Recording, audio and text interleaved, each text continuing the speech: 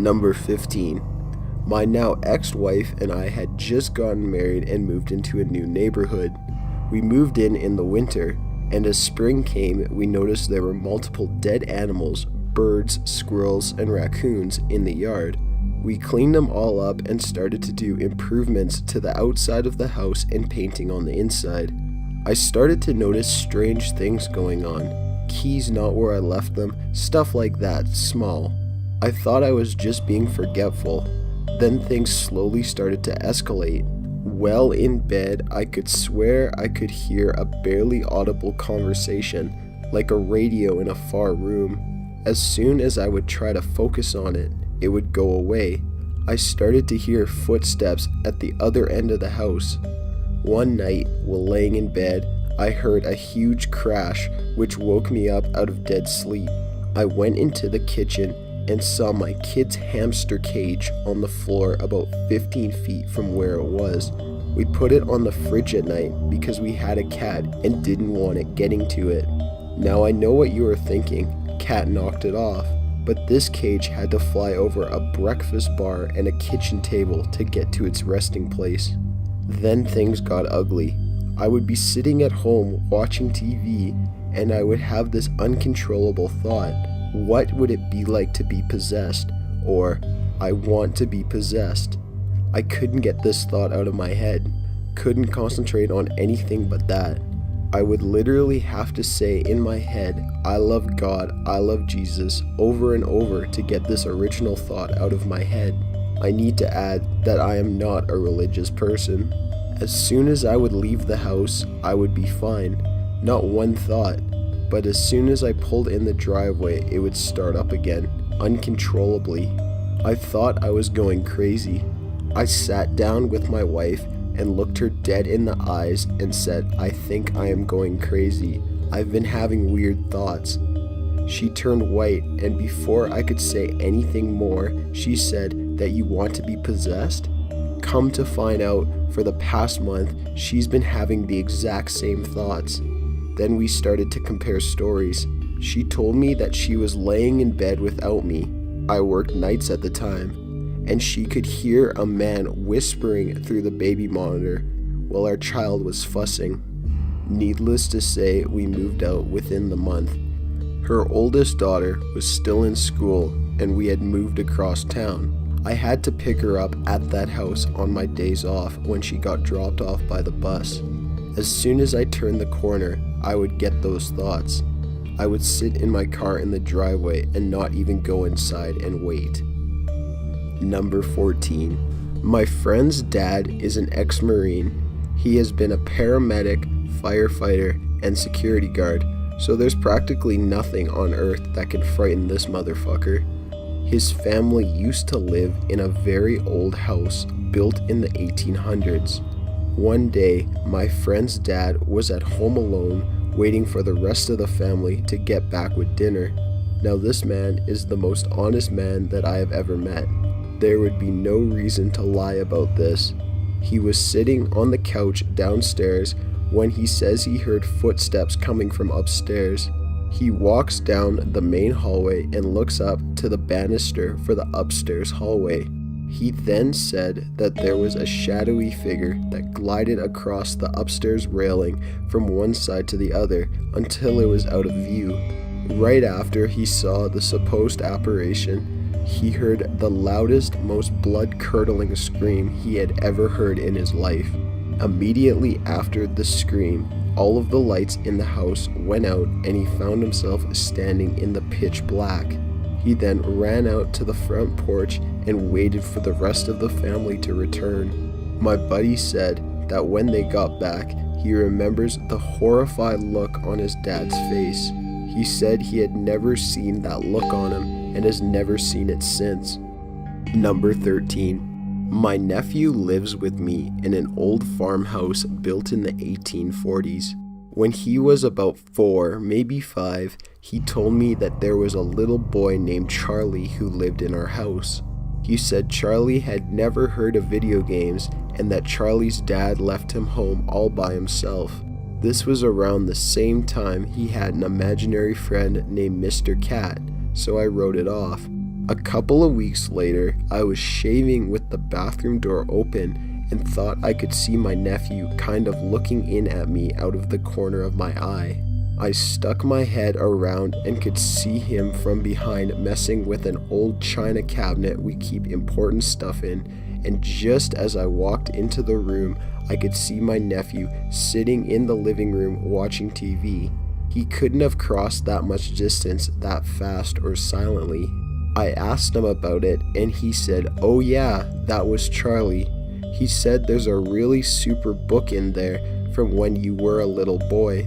And at the bottom of the stack of old documents and stuff in the china cabinet is a book I got as a gift when I was a kid. I didn't know it was there. It was under 2 boxes of documents and couldn't be seen until the boxes were lifted out. The little boy wasn't transparent, he didn't float, he didn't look spooky, he just looked like a kid." Number 12. My dad once told me a story about one of his cousins. The cousin used to live with his family in an apartment building. On the floor above them lived an old widowed woman whose young son, around 24 or 25, served in the Indian Army and had died during a bomb attack somewhere in North India. A few weeks after the funeral, my uncle started having dreams about the son who had died. He would tell my dad and his mom that the son keeps knocking on the door in the dream and just stands there once the door is opened. He had the same dream for 2 weeks straight until one night before dinner, he opened his front door to go down to the lobby and saw the son standing in front of him. He quickly shut the door, freaked out for a few minutes behind the door, and opened it to still find the son standing there. I'm not sure what happened right after, but my uncle then started seeing the sun inside his apartment, and then one day it just stopped. Number 11. I have a coworker, male, aged 45, who is a no-nonsense sort of fellow. He doesn't hold much with silliness and doesn't believe in ghosts. So he and I both work at a very fancy antique business. Our boss is a third-generation dealer. His personal collection rivals the best in the world. Because of this, when he goes away, he doesn't just have a security system, but a house sitter as well. The job of house sitter almost always falls to my coworker.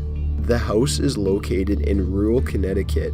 It is a circa 1780 center chimney colonial.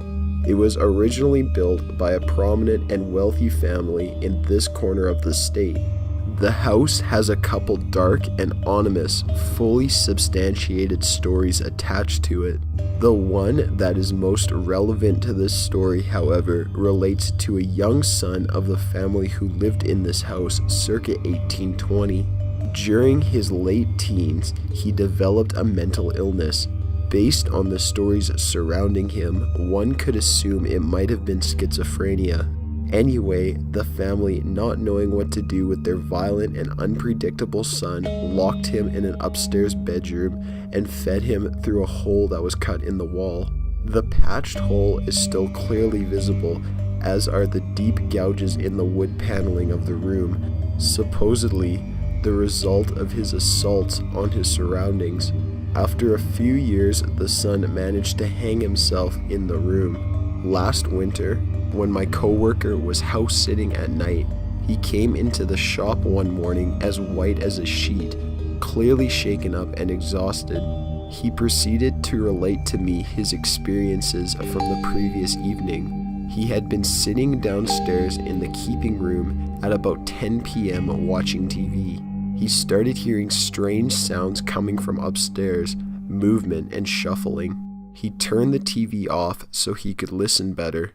The movements continued for about 30 seconds while he listened. He decided a bat must have gotten into the house, not uncommon in an 18th century building. As he climbed the back staircase to investigate, he distinctly heard a man's laughter coming from the bedroom at the top left of the staircase, the bedroom where the son had been imprisoned and committed suicide. He said all the hairs stood up on the backs of his arms. He describes the laugh as not good, not happy.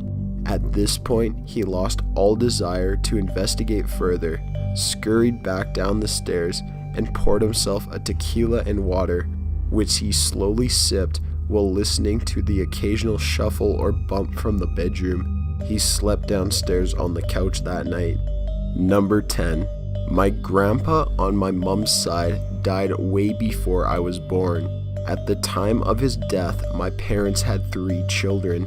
A night soon after the death of my grandpa, my mom and dad were in their room lying in bed, and she was crying to him when she said, "Who's gonna take Dustin, my oldest brother, fishing now?" Immediately after this happened, they heard a sound of glass breaking coming from outside their bedroom door. My dad grabs his shotgun and leaves the bedroom to check things out. When he steps out of his room, he notices a picture frame lying face down on the floor. This picture frame was supposed to be above the fireplace about 20 feet away from his bedroom door. He picks it up and it's a picture of my brother and my grandpa fishing. He put the house up for sale the next day. Number 9. My dad's side has stories. He used to tell me stories of his old house where he grew up. There are a couple of stories he told me, and they were also backed up by his mom and brothers when I asked them about it. Apparently, stuff happened to them too. Story goes that he was around 10 and home by himself reading comics in his room. As he was reading, he started to hear footsteps coming from the kitchen area. He was about to go and see if it was his brothers or parents coming home, but he got stopped dead in his tracks when he got an overwhelming sense of fear.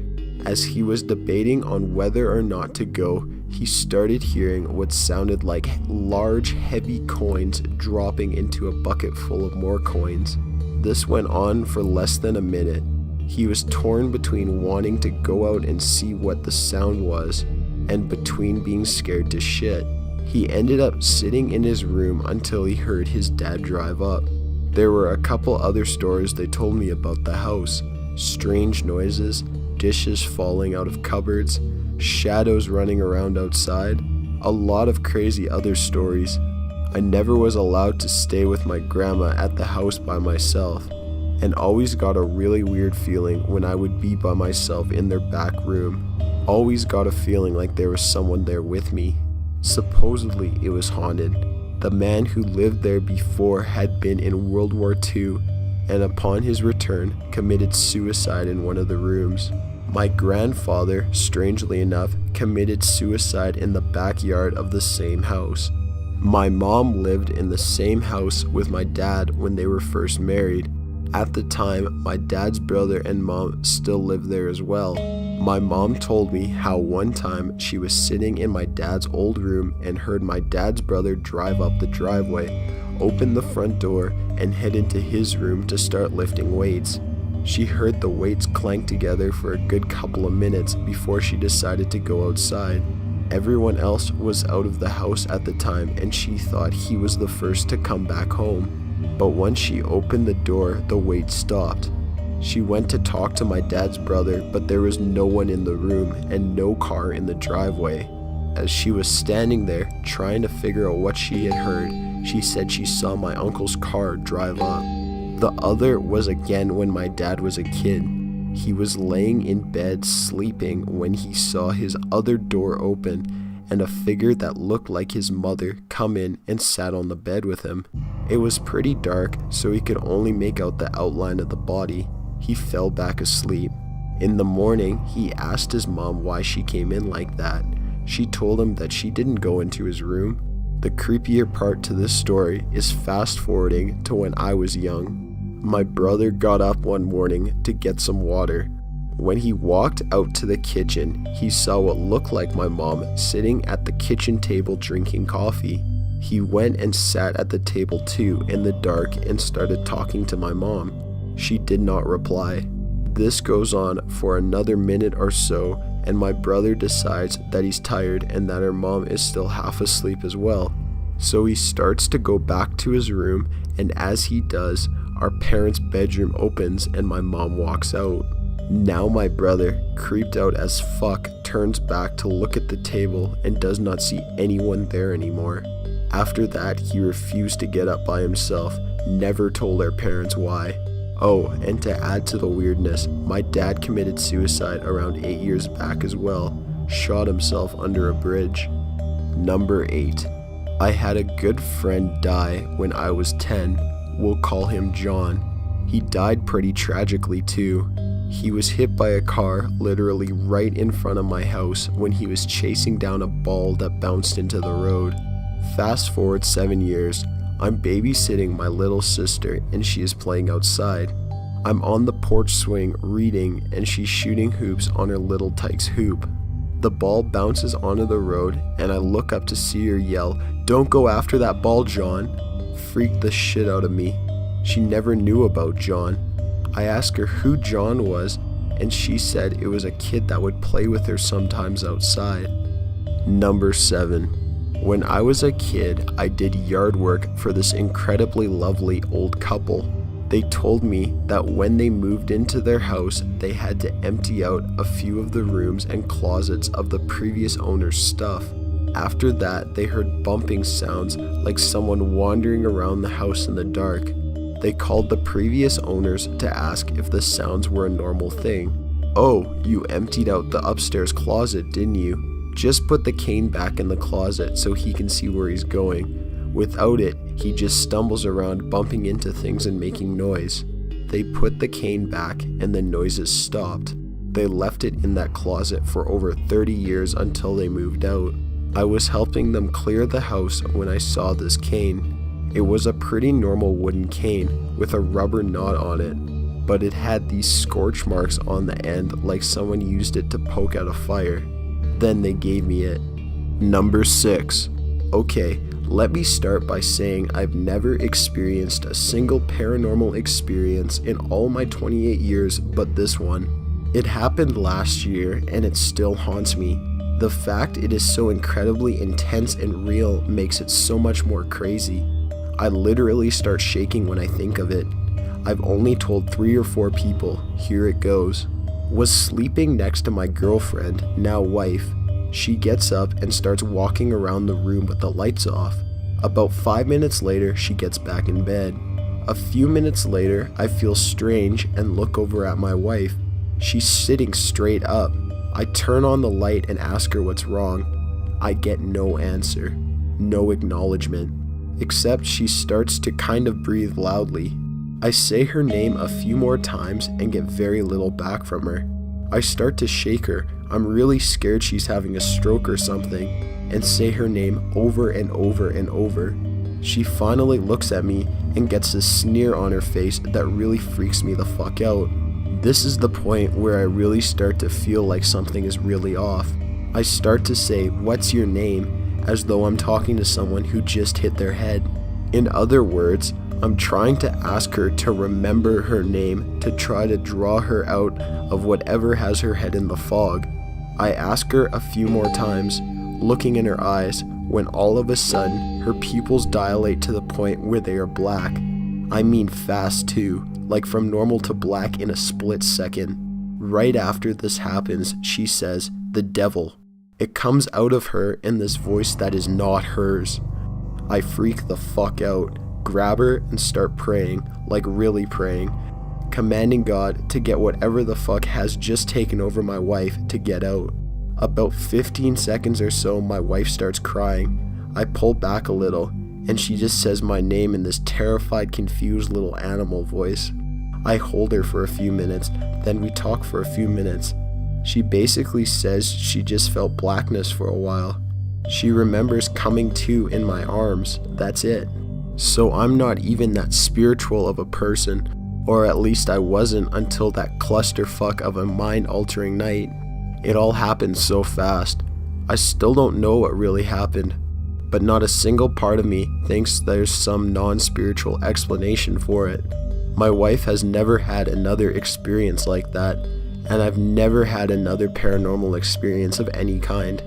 My brother thinks that she just had a mini stroke or something, and from the outside, I would surely say the same thing. Needless to say, I didn't sleep well for a while. but as nothing has happened since, my life is entirely back to normal. Number 5. My parents were on their honeymoon to Key West. When they arrived at the hotel to check in, they were told that their room would be non-smoking. With my dad being a smoker, they requested a different room. They got the room switch and went to their room. As they got off the elevator, the smell of fresh paint was overwhelming. Down the hall, there was a painter with all of the necessary supplies laid out around him and was painting the wall. As my parents walked past him, they casually greeted him, and the painter had absolutely no acknowledgement of their presence. Whatever. When they got to their room, the smell of paint was even worse in there.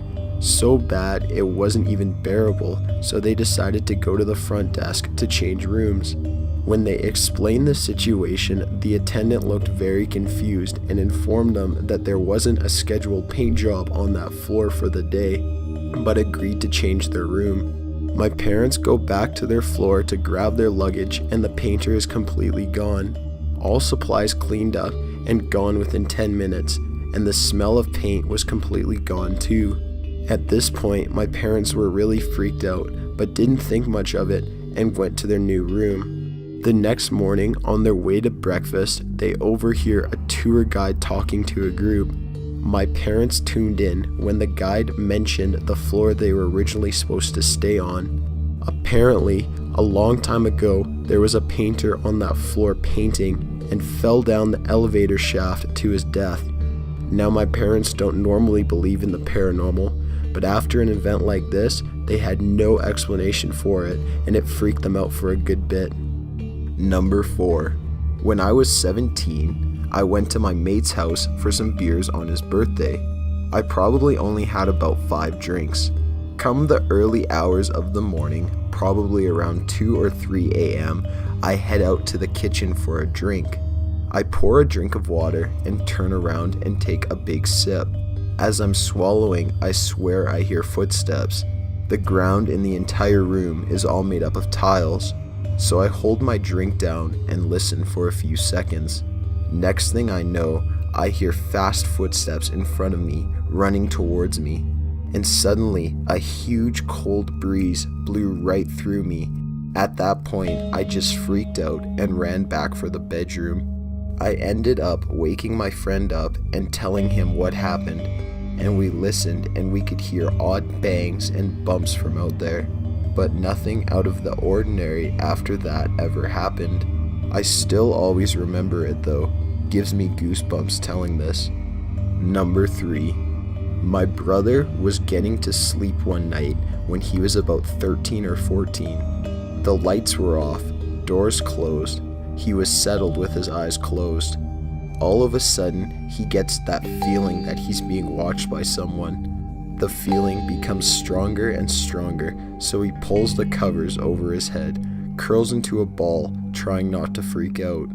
He even starts saying the Our Father prayer when a few lines in, he hears a voice right next to his ear say, "That's not gonna help you."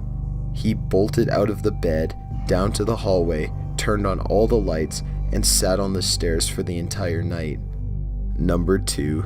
This was the early 80s, and my sister lived in Toronto. One day, she decided to come down and see some old friends and visit with our parents, who live in a rural area. She stayed late and left around 9 p.m. This was late fall, so it was nearly pitch black. But about 8 miles into the drive back to town, the car she borrowed broke down. Luckily, she broke down in front of a house. They let her use their phone to call Dad to come pick her up. After he came down, the people let her park her car in the driveway until the next day. It was about 10 p.m. when they started driving back to my parents. She decided to stay the night after this. They went through a wooded area, trees as far as the eye could see on both sides, when suddenly they hear this incredibly loud, inhuman scream that was louder than the car, even louder than the fucking radio. Dad slams on the brakes and they were like, "What the fuck was that?" When suddenly something appeared on the side of the road. It was a fucking coyote, only it was 6 feet tall, and walking upright on its hind legs. It crosses in front of the car and went to the other side of the road, and that same scream happened again, only 10 times louder than before.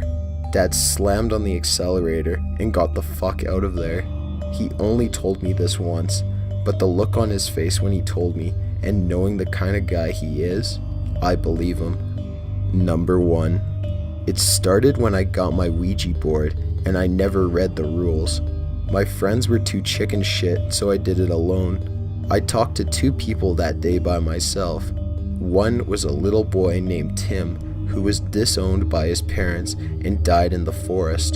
The other presence was much darker, and for 2 questions I asked, it would reply death, which was not a valid answer. I got angry with the second one and yelled at it to prove its malicious nature to me. Nothing happened. I packed the board away, feeling as if maybe it was me the whole time, which is the common notion for disbelievers. But then the next 2 months happened. Between 3 and 4 a.m., I consistently woke up with terror sweats and felt as if I was being watched. About 50 days in, I awoke to the most horrid screaming, and a thud so loud I thought someone was breaking in. I jumped up and felt again like someone was in front of me wanting me to die, and yet no sounds from my upstairs housemates. I got so scared that I quit sleeping at night.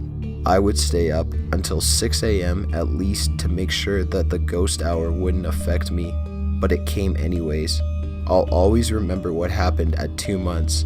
I was playing COD, as typical for the past 2 weeks, and all of a sudden, I got this cold chill on my back, and it went to my left shoulder, and then also onto the left side of my head, and I shit you not, I heard breathing in my ear. The pressure on my upper left side was as if someone or something was leaning its head onto my shoulder.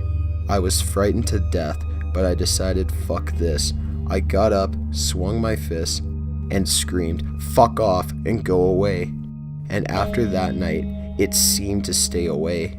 I don't know how all this happened, especially when I was such a non-believer.